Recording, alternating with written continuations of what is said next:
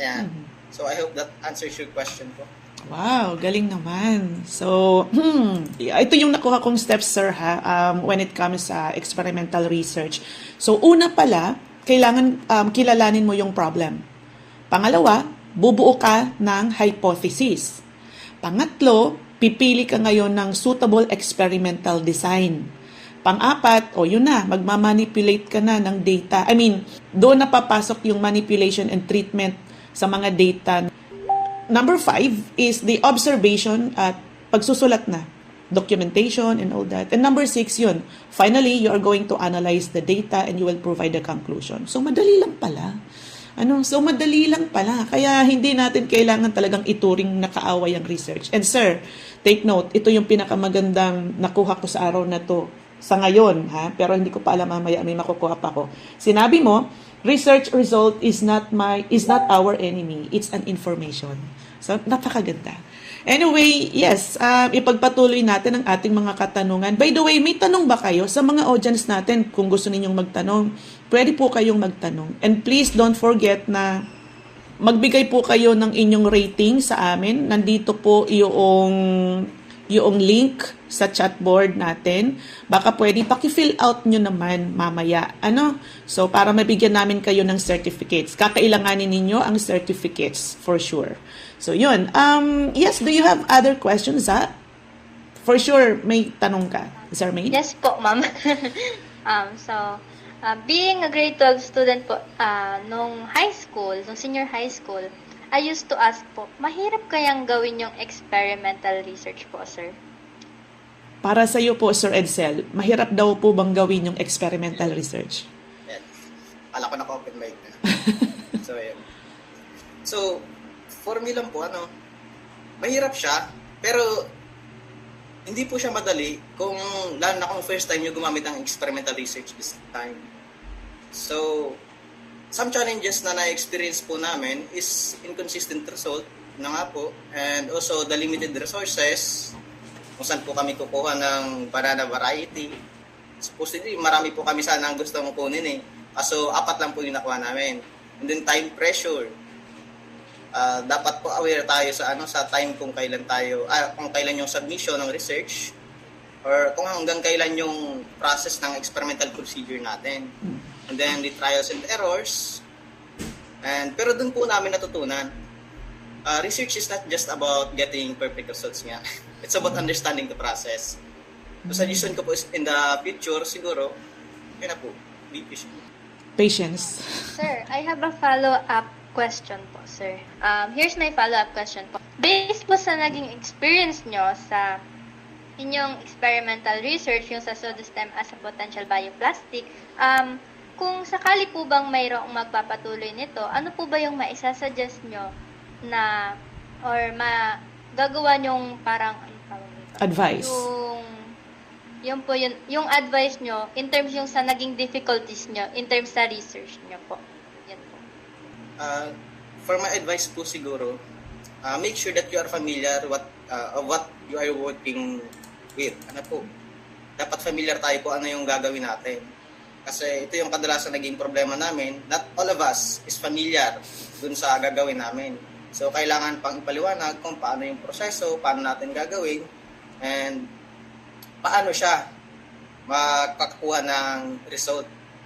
So, may advice po siguro sa mga gusto magpatuloy ng research namin or sa mga gusto makapag-collab or for the future researchers is to read a lot of literature regarding your topic.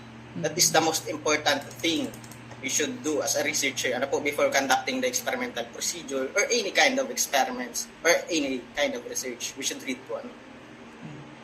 Yun talaga. Yung ayaw magbasa, mapipilitan kayo. Kailangan yung magbasa. Kasi kakambal na ng isang researcher ang pagbabasa. Okay? So, yun. Eli, for sure, you also have your question. Please go ahead. Based po kasi, sir, sa mga sinabi mo po kanina lang, medyo napansin ko po kasi na ang experimental research pala, medyo strict siya. So, ngayon po, ang tanong ko, ano po ba yung mga restriction or consideration sa paggagawa ng experimental research. What I mean po ng restriction or ng consideration is yung ano po ba yung mga dapat o hindi dapat na gawin kapag nagkakanta ka po ng isang experimental research. Okay po. Okay po. So, sa paggawa po ng experimental research, yung sabi ko po kanina, napaka-importante po yung control and consistency. Some key considerations may include, yung sinabi po kanina ni Ma'am Galang, Ma'am Grace, control of variables. Kailangan mo ma-isolate kung ano yung mga babaguhin. And then the availability of materials and equipment. Kasi, yun nga, if you don't have these materials and equipment, you cannot proceed with the process. Ano po? And then time constraints, yun nga, you should know the span of your experiment. Dahil experimental research usually requires repeated trials. And ethical consideration siguro, lalo na kung may mga environmental or human impact yung ating gagawing research or experimental research. Kasi if hindi natin makontrol ang ibang factors, possible na maapektuhan yung validity ng ating results. So in short, experimental research requires not just planning, but discipline and precision. So sa mga do's and don'ts naman siguro, sa mga kailangan natin gawin, be systematic. And number 2, be honest with the result. Kagaya nga ng sabi ko kanina, we should stick to it. Kahit ano pa yung naging result natin based on our trials and tests. And then, control variables carefully. Ito yung kadalasan nangyayari sa ibang estudyante yung gumagawa ng experimental research. They are not controlling the variables carefully. Kaya kadalasan nagkakaroon tayo ng error sa ating test and procedures. And then, yung pinaka-importante, sinabi na ni Ma'am Grace, and sabi ko na rin, document the procedures. It is one of the most important thing to consider that your result is valid. Ito rin yung kadalasan hinahanap ng ating mga panelists during the defense. And then, after that, you can re-review. Re-review, re-scan the related literature after your procedure. Kasi malay natin, may na-miss out tayong steps or may nagkamali tayo. This is just checking if we are following our related literature or the process that we are stated in the chapter 3. And then siguro practice laboratory safety. And since hindi naman masyado ganong gumagawa ng experimental research yung ibang major, yun siguro practice laboratory safety. And then be patient and consistent, kagaya ng sabi ko kanina. Kaya sa mga hindi naman dapat gawin kapag experimental research yung gagawin nyo, don't assume results without testing. Ayan. May assumption na nga ako, ito yung result. Pero hindi mo pa pala na-test. So, hindi siya valid. You should make the test before having an assumption. And then, number 2, don't skip steps. Nagkakamali tayo minsan kasi may nilalagpasan tayo. Kaya nga sabi ko kanina, we should always review the literature again and again and again kung kinakailangan para ma-check natin na wala tayong nalagpasan in order to have a valid data and reliable data. Ito ang pinaka-importante siguro. Number 3, do not fabricate the data. Ayan. Do not fabricate the data. So, I observed this while I was in college during our research time. May mga students na nag-fabricate ng data in order to align with the results they want. So, hindi nila ako and I advise them to conduct the test, do not fabricate the data. Kasi maling-mali po yun sa research. That is not valid. That is not reliable. And next is, do not ignore the unexpected observations. Kasi sa mga scientific breakthrough na tinatawag, yung unexpected observation, yun pala yung kadalasang hindi na notice ng mga previous researcher. Kaya minsan, importante rin ito, we should take note of that. And also, don't rely on one trial only. Kagaya po ng ginawa namin, we conducted repeated trials hanggang sa maubos na po yung bulsa namin, naman ang bulsa namin.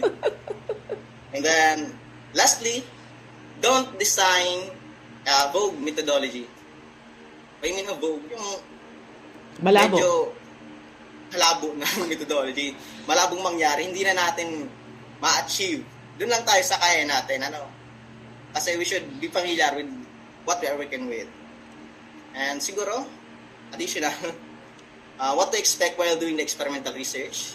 Again ulit na naman, trial and error po siguro, time pressure, resource limitation, revision of methods, critical questions of the panel. And pinaka-importante, what to expect in experimental research is personal growth. Dito po tayo matututo. Yan lang po. Okay. I hope that answers your question. Aha. For sure, nakuha niya ang kanyang ine-expect na sagot. And isa pa sa nakuha ko doon, Sir Edsel, everyone take note, hindi ibig sabihin na nagpi-fail kayo during the trial, failure na talaga yung experiment ninyo. So you need to repeat again and again. Yung failure does not necessarily mean na fail na talaga. So kailangan mai-recalibrate yun or matingnan ulit. Yes, Eds? Yes, Sir Edsel. And in addition po pala, ma'am, Okay. since experimental research po yung topic natin ngayon, ito po yung isa sa suggestion ko Oh, yes. for future experimental researchers.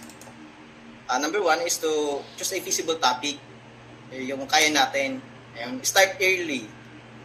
Yung kadalasan po kasi yung nagtutulakan pa yung ibang student. Based on our experience lang naman po ito. Nagtutulakan sila kung kailan sila magsimula. And then, consult advisor regularly. Yung ibang student po kasi hindi na nagpapakonsult. Madalang sila magpakonsult. And then, pilot test procedure. Before you conduct the actual process, dapat may pilot testing muna tayong ginagawa. And then, prepare contingency plan. Kung yung mga plano natin kapag ganitong nangyari, halimbawa nakagawa tayo ng pagkakamali sa process, yun yung kailangan natin gawin. And then always connect research to societal needs. Yun lang po siguro, kung mag-go sila sa sa experimental research. Sorry. Okay, so got that. Always go with the societal needs. Ano yung pangangailangan ng community, lagi niyong i-relate doon, everyone. So napakaganda. Anyway, sige po. Meron po bang tanong galing sa audience? Pwede po kayong magtaas ng inyong virtual hand. At kung gusto ninyo, isulat po ninyo yung inyong katanungan dyan sa inyong chatboard. Okay? Lalong-lalo na sa mga estudyante natin sa labas ng CBSUA. So, welcome kayong magbigay ng inyong katanungan. Okay? Pero for now, habang nag-aantay kami, kung sinong gustong magtanong, tawagin natin si Tin. For sure, Tin, go ahead please. May tanong ulit po ako, sir. Ano po ang pinaka-lesson na natutunan nyo o natutuhan nyo ninyo po sa paggawa ng isang experimental research? Okay po. Siguro nasabi ko na po yung kanina. Yung one of the most important lesson na natutunan ko in the while doing the experimental research is that research requires both intelligence and resilience. Hindi sapat na matalino ka lang. Kailangan marunong ka rin mag-adjust, maghintay, at magpatuloy. Kaya sabi ko nga kanina, may mga sumusuko sa research. At higit sa siguro, natutunan ko na science is not just about being always right. It's about being willing to be corrected by evidence. Yun po, siguro. Yun ang laging sinasabi ko, Sir Edsel, sa kanila na this is a humbling experience. Yung humbling experience kasi ito yung, kumbaga, pagpapakumbaba natin na wala pa tayong masyadong alam, na kailangan pa natin gawin ito and all that. So we always have that kind of attitude. And definitely, kung nakadesign itong podcast na to sa mga tagalabas ng CBSUA, definitely kasali din ang ating CBSUA students. At isa nga sa mga CBA students ang magtatanong Go ahead, Julius. Good morning po, good morning ma'am, and good morning Sir Edsel.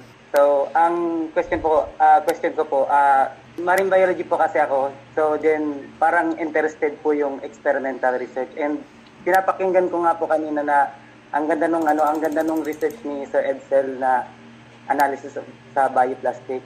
So now po, as a marine biology, parang nagkaroon ako ng thinking na what if mag-experimental research yun ako, kasi parang ang ganda po kasi i-apply sa course namin kasi we are a marine biology, so prone talaga yung mga plastic sa maritime po natin.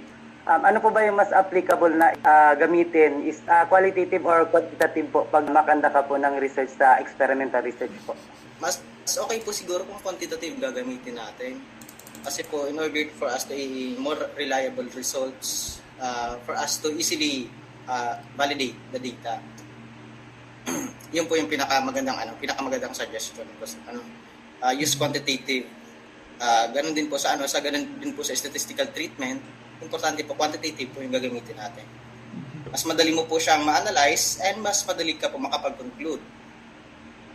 Yun lang po. I hope that answers your question. Okay, so, ayun. Thank you po, Sir Edsel. Thank you, Julius, sa iyong katanungan. At how about the others? Meron din po ba kayong tanong? So, habang nag-aantay tayo ng tanong, kayo naman ang tatanungin ko, dear co-hosts.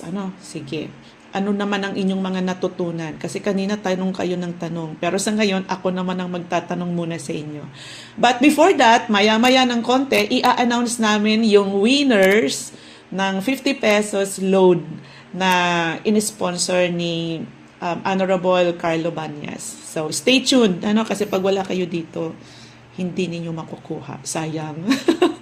Anyway, yes. How about you, Tin? Ano ang mga napulot mo dito sa ating discussion na to?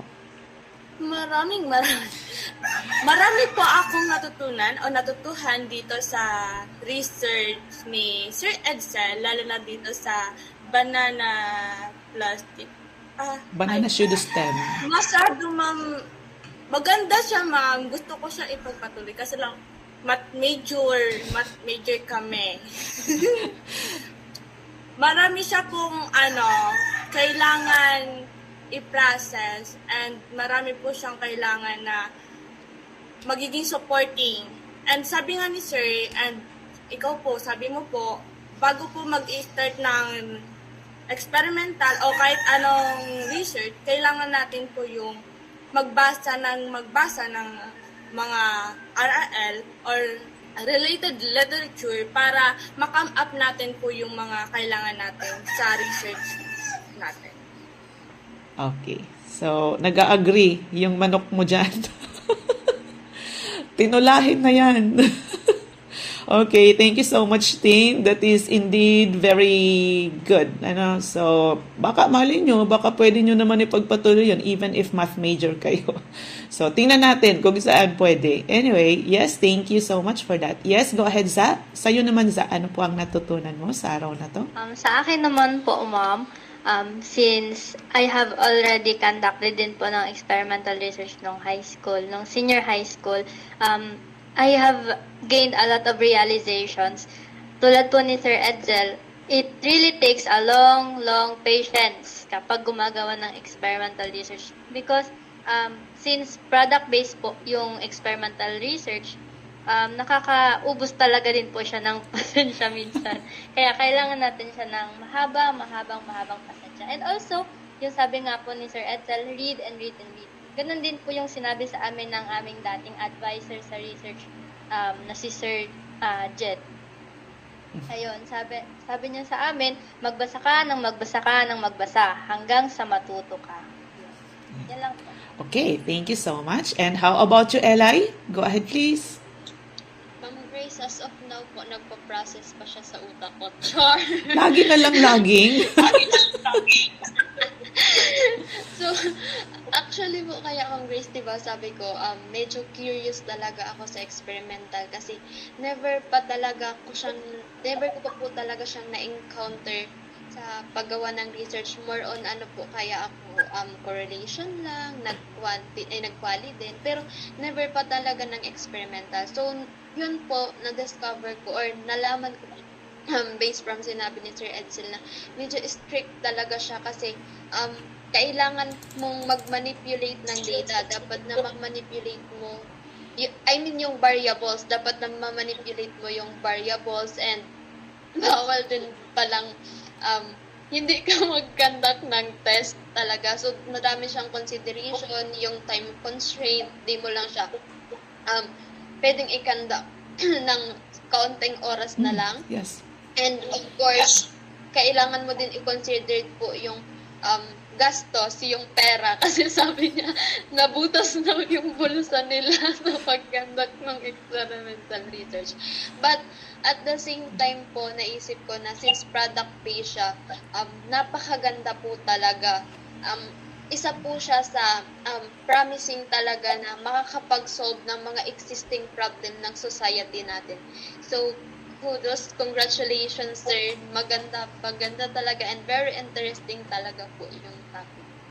So, nakaka-encourage. Sana in the future, kahit na math major, makapag-conduct din kami ng experimental research kasi applicable din siya.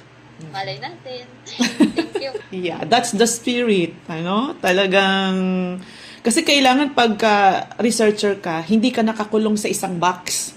Dapat yung thinking ability mo, open ka sa mga ideas, open ka sa mga changes, even if it's not your field, parang willing kang i-collab or i-bring ito doon sa field mo. Kasi yung isang typical na attitude ng isang researcher, ano siya dapat, very creative yung isipan niya. Hindi dapat pwedeng, ay hanggang dyan lang, kasi ito lang yung sakop ng idea ko. Hindi.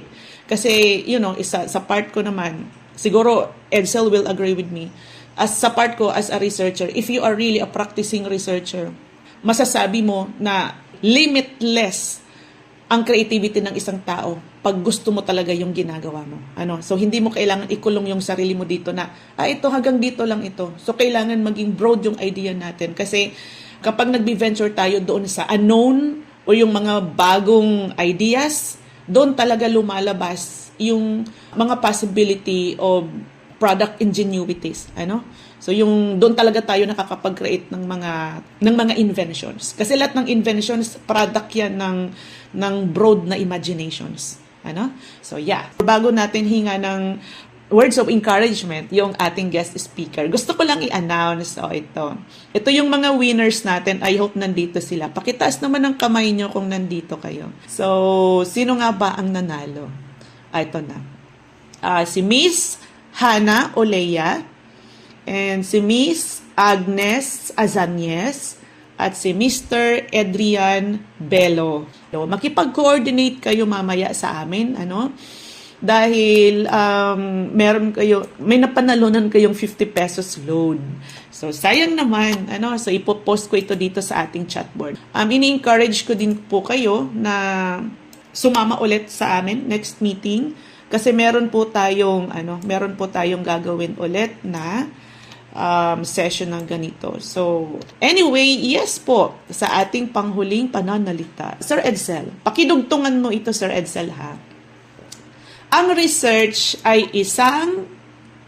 Para po sa akin, ang research ay isang proseso ng pagtuklas. Kung saan ang isang simpleng tanong, nagiging solusyon sa mas malaking problema. Okay, so at sa iyong huling pananalita, ano ang words of encouragement na pwede mong maibigay sa mga nanonood sa atin ngayon, sir? Sa lahat ng nanonood, lalong-lalo na po sa ating mga guest from senior high, huwag kayong matakot sa research. Sabi ko nga, every great discovery started with a simple what if. Einstein, Isaac Newton also asked themselves a question, what if? Just like love, research also involves risk. You invest time, efforts, and emotion. And sometimes we experience rejection. But for us, it is in a form of field experiments. But just like meaningful relationships, research teaches us patience, commitment, and the courage to try again. So keep asking questions and keep experimenting and believe that your ideas can make a difference. Wow. Okay, so that is really an amazing closing statement. So, napakaganda. Thank you so much, everyone. Actually, the reason why we are doing this podcast is for everyone to realize po na madali naman ang research. Nahihirapan lang, do you agree with Mr. Edsel? Nahihirapan lang sila kasi iniisip nila na mahirap ang research. Pero sa totoo, hindi naman talaga. Ang kailangan lang is i-embrace mo siya. Sa totoo, bakit tayo nahihirapan? Bakit hindi natin na-appreciate? Kasi hindi natin naintindihan. Intindihin muna natin para ma-appreciate natin ang isang bagay. Ganon ang research. Ano? So, hindi mo lang talaga siya, wag mo lang siyang bastang aayawan nang hindi mo naintindihan kung bakit ayaw mo sa kanya. So, kailangan intindihin mo bakit ayaw mo sa kanya. At intindihin mo ano ang pwedeng magawa nito sa buhay mo. Then, kapag nakita mo na yung magandang function nito sa buhay mo, then that's the time ma-appreciate mo siya. And indeed, nandito tayo sa trajectory na ito. Nandito tayo sa research na kung saan lahat tayo ay magiging involved because ito na ang bagong trend. Hindi na TikTok ang trend ngayon. Ang trend ngayon ay research na. So with that, thank you so much, Sir Edsel. I hope na makasama pa namin kayo in the future and definitely